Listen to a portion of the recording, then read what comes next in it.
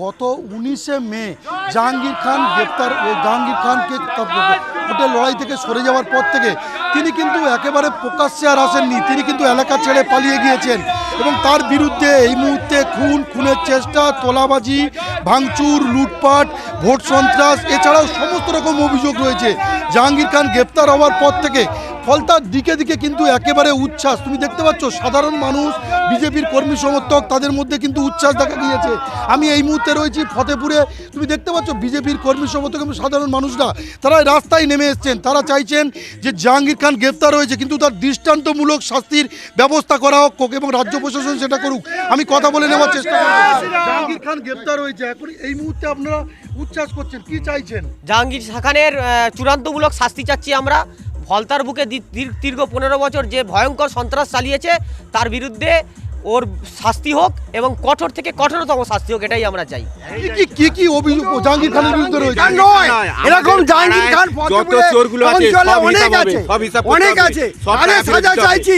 যে টাকাগুলো মানুষের কাছে নিয়েছে, যাকে মেরেছে, যাকে চোখ কানা করেছে, বাড়ি চড়া করেছে, এদের বিচার জনসমক্ষে হওয়া দরকার। এটা কোর্টে বিচার হবে না, জনসমক্ষে বিচার হোক। আমাদের কোমরে দড়ি বেঁধে নিয়ে যেতে হবে, জাহাঙ্গীর খানকে কোমরে দড়ি বেঁধে নিয়ে যেতে হবে, আমাদের খুব ভালো লাগবে।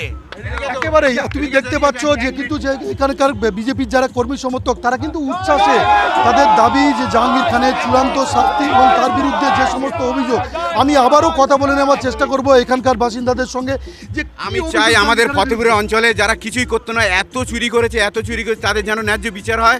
পান্ডেদার কাছে আমরা অনুরোধ করছি যেন এইটা দেখে ফতেপুর অঞ্চলের সমস্ত চোরেদের সম্পত্তির হিসাব করে। এই যে অকাল হুলি চলছে, জাহাঙ্গীর খান গ্রেপ্তার হওয়ায় জনগণের যে উচ্ছ্বাস আপনারা দেখতে পাচ্ছেন। অ্যাকচুয়াল উনি রাজনৈতিক ব্যক্তিত্ব ছিলেন না, ছিলেন টেরোরিস্ট, সন্ত্রাসী।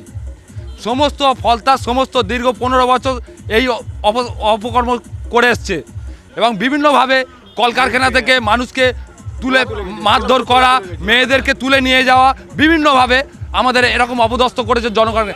আমার একটাই অনুরোধ, সরকার যেন এই জাহাঙ্গীর খানকে জনগণের মধ্যে ছেড়ে দেয়। এই যে জাহাঙ্গীর খানকে পালাতে হলো কেন? সে তো এখানকার রূপকার এবং অভিষেক ব্যানার্জির জানাত, কেন কি বলবো? সে তো এখানে কোনোদিন ভালো কাজ করেনি, সে এখানে সন্ত্রাস চালাতো। সেই সন্ত্রাসের ভয়ে তাকে পালাতে হয়েছে। যাতে কিভাবে সন্ত্রাস চালাতো? শুধু রাজনীতিক নয়, এখানে ধর্মভাবেও সন্ত্রাস চালানো হচ্ছে। কোনো সনাতনী হিন্দু ছেলেদেরকে একটা রামনবমীর মিছিলে এমনকি গেরুয়া আবির পর্যন্ত মাখতে দেওয়া হতো না। কেউ যদি গেরুয়া আবির মাখে তাদেরকে বিজেপি করার অপরাধে তাদেরকে মারধর করা, পার্টি অফিসে তুলে নিয়ে যাওয়া, এই সমস্ত অত্যাচার আমাদের ওপর হয়েছে। আমরা এক সময় এই অত্যাচার ভক্ষণ করেছি। আমরা চাই এর সঠিক শাস্তি হোক।